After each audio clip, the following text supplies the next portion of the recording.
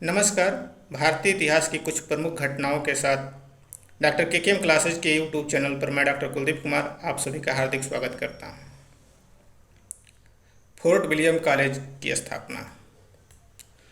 Fort William college की स्थापना 10 जुलाई सन 1800 को कोलकाता में तत्कालीन बंगाल के गवर्नर जनरल लॉर्ड वेलेस्ली के द्वारा भारतीय भाषा, साहित्य, विज्ञान, कला के साथ युवा अंग्रेज अधिकारियों को प्रशिक्षित करने के लिए किया गया था।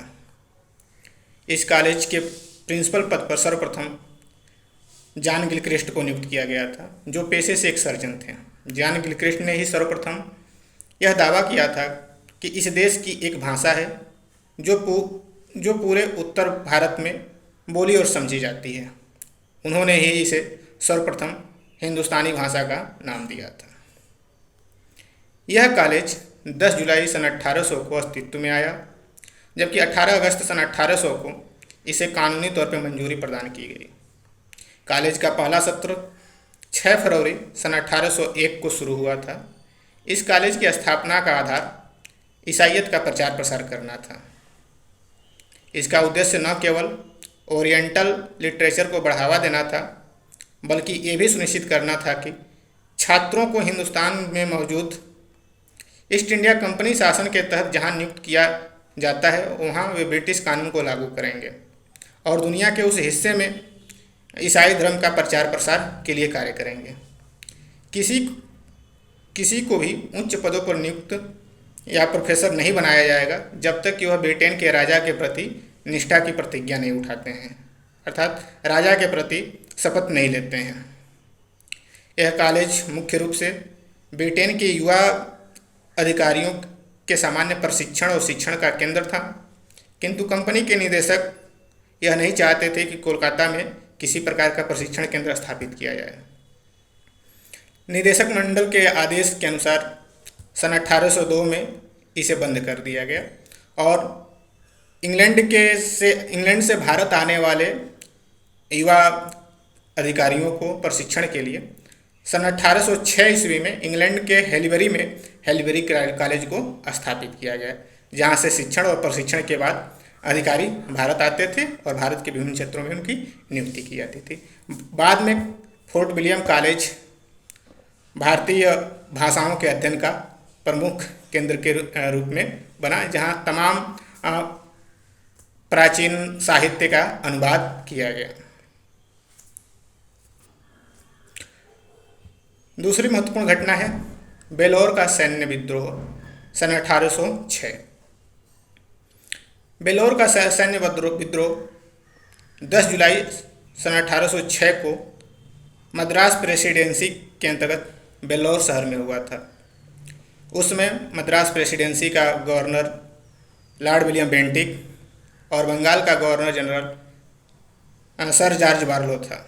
यह विद्रोह ईस्ट इंडिया कंपनी के खिलाफ भारतीय सैनिकों द्वारा एक व्यापक स्तर पर प्रथम सशस्त्र विद्रोह था, जो प्रथम स्वतंत्रता संग्राम 1857 से 50 वर्ष पूर्व घटित हुआ था।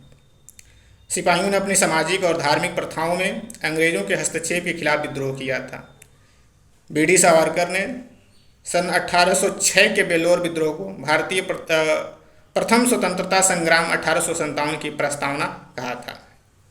विद्रोह का तत्कालिक कारण नवंबर 1805 में शुरू किए गए ड्रेस कोड में बदलाव के प्रति सिपाहियों की नाराजगी थी।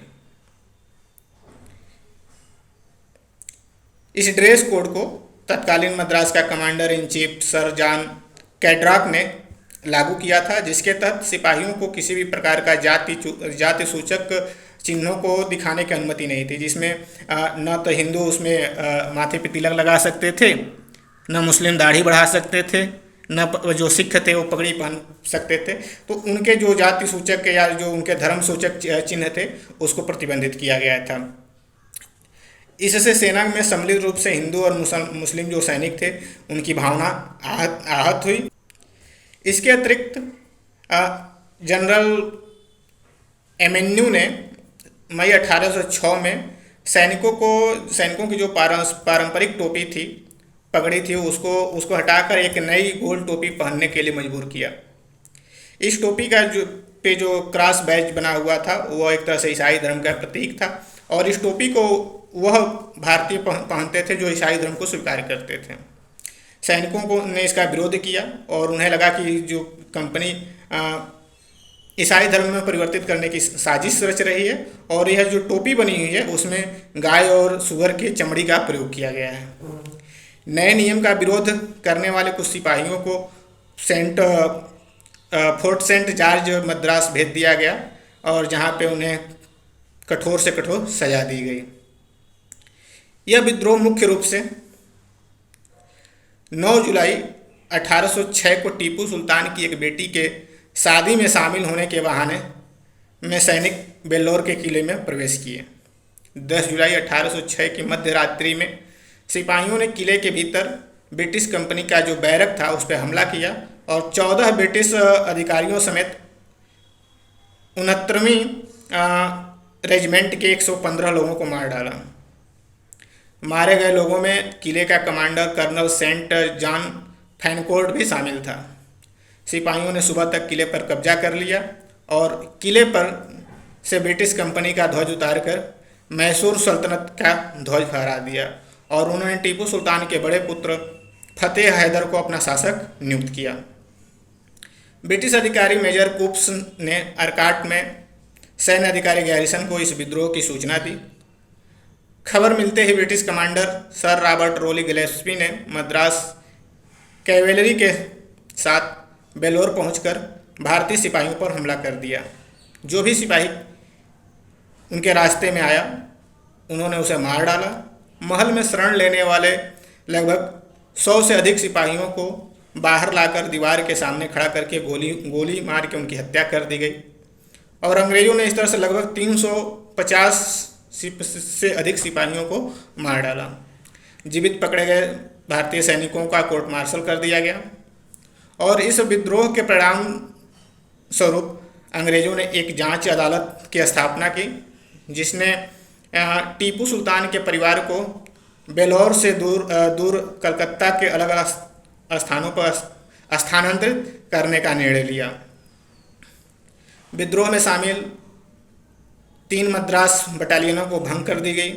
ब्रिटिश सरकार ने विद्रोह में भड़काने वाले ड्रेस कोड और नई गोल टोपी से संबंधित जो आदेश था उसको भी रद्द कर दिया।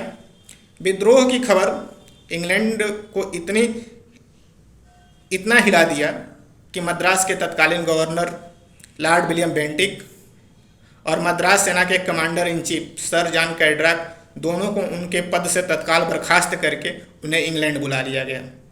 इस तरह से बेल्लौर के किले में भारतीय सैनिकों ने अंग्रेजों के विरुद्ध पहली सैन्य लड़ाई लड़ी और असंतोष के शुरुआती बीजों को उगने के लिए उपजाऊ जमीन प्रदान की। लगभग 800 क्रांतिकारियों को सम्मिलित करने वाले इस विद्रोह ने अंग्रेजी सत्ता को जड़ से हिला दिया था, और यह जो विद्रोह एक तरह से कहा जाए तो ब्रिटिश कंपनी के लिए प्रथम सैन्य विद्रोह था। और इसके ठीक 50 वर्षों बाद भारत में एक बड़ा विद्रोह या जिसको प्रथम स्वतंत्रता संग्राम के नाम से भी जाना जाता है 1857 में घटित हुई। जय हिंद, जय भारत।